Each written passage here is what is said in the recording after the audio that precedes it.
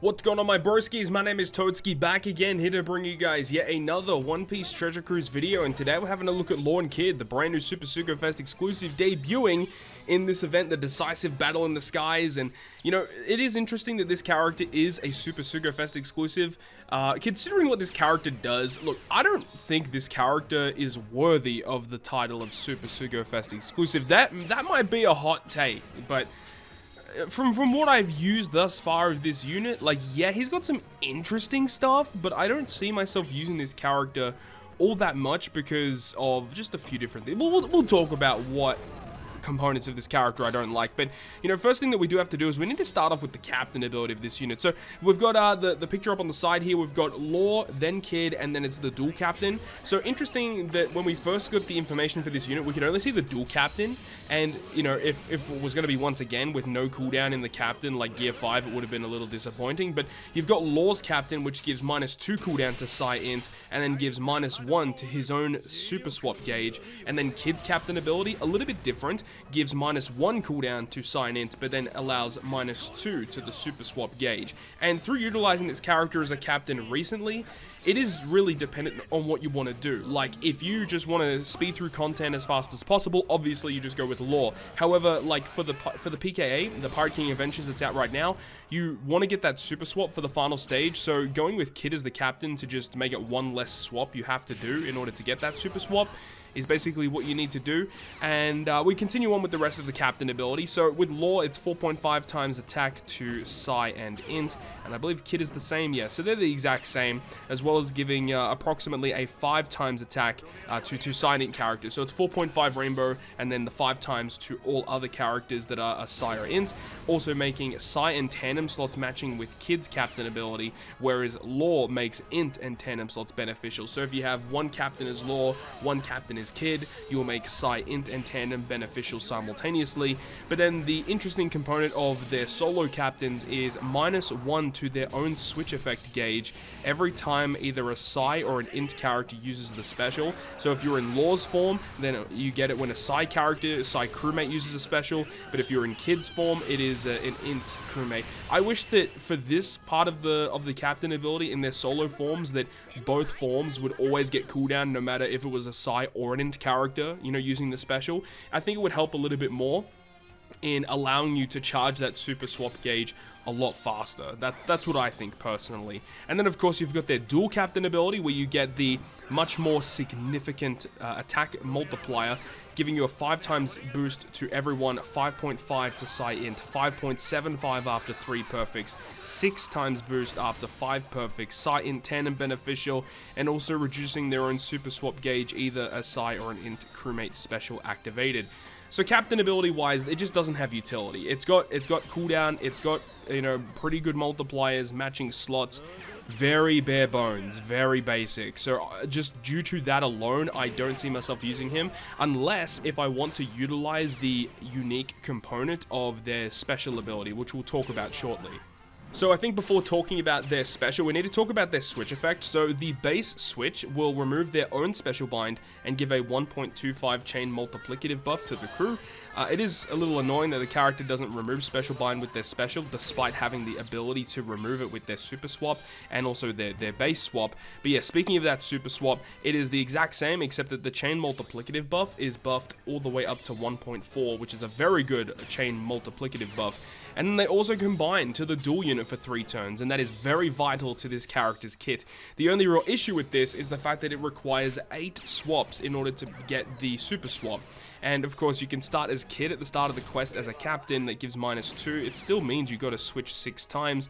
unless if you're using an int or a psi character special at the right time to get -1 to the gauge, and it's just annoying to use. Like, I just would have preferred, instead of just making that a thing, just, you know, make the swap requirement a lot less. And it's the same with Luffy and Yamato. Like, I get that you're supposed to utilize these characters in interesting ways, but if you just reduce the amount of swaps we have to do, the character becomes infinitely more usable in lots more content. So it's a bit frustrating. I think it's just very, very weird design. So let's talk about the character's special ability.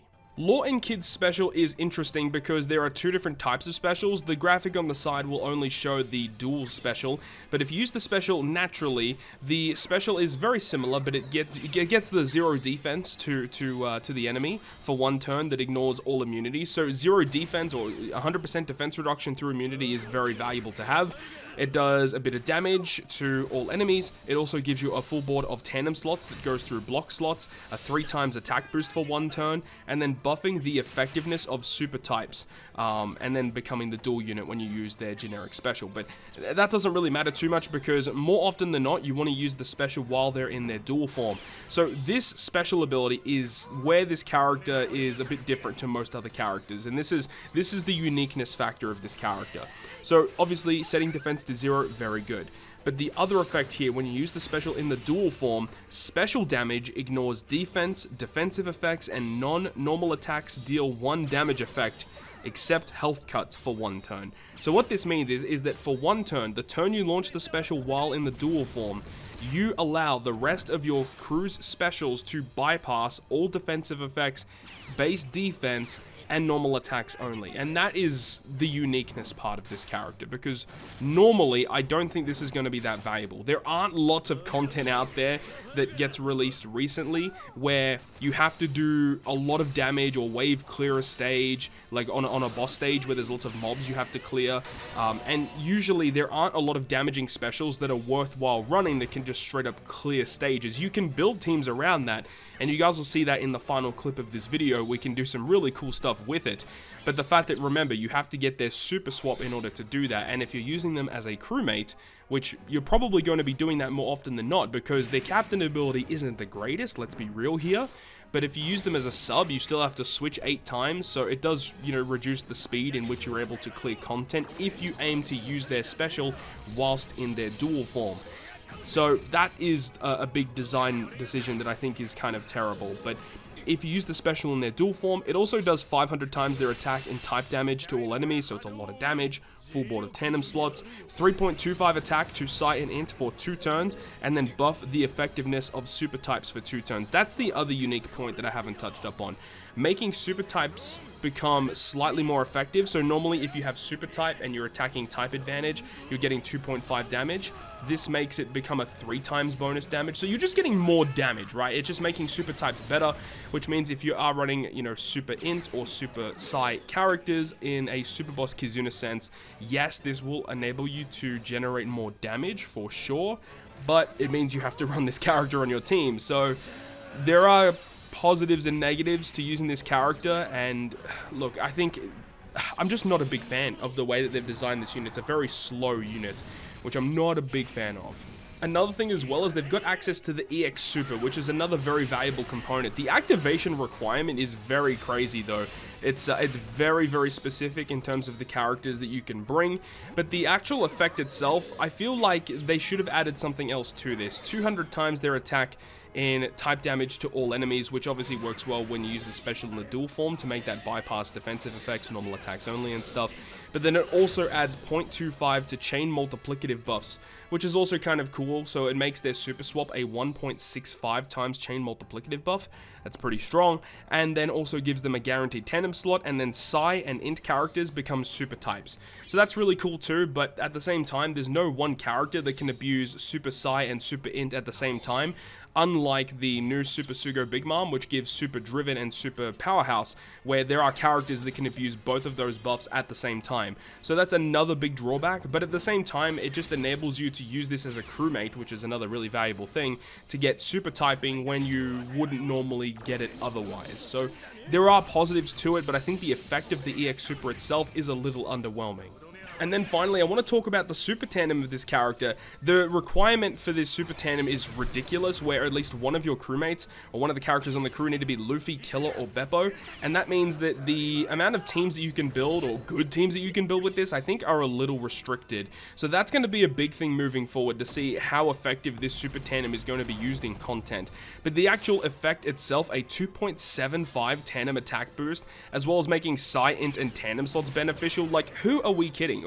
Who asked for that secondary effect? They should have just dropped that second effect and maybe further buff chain multiplicative buffs that can like stack on top of what we already have, or another chain buff, or just up the attack boost, honestly, because the matching slot effect is just kind of weird. So the condition and the slot thing, not a big fan of that. But overall, yeah, he's got some interesting things going on. I don't know how much his character is going to be used in the future.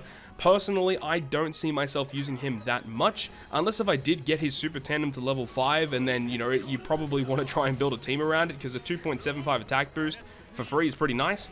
But, you know, building that team with that, whilst everything else, you know, when you take that into consideration, I don't think this is the greatest Super SUGO-FEST exclusive that we've had, but it's an interesting character nonetheless. But I hope you've enjoyed this one, and if you guys have, make sure to go ahead and leave a like, and if you want to stay up to date with all the content I post, including more One Piece Treasure Cruise content, make sure to hit the subscribe button down below. On that, guys, I'll see you guys within the next video.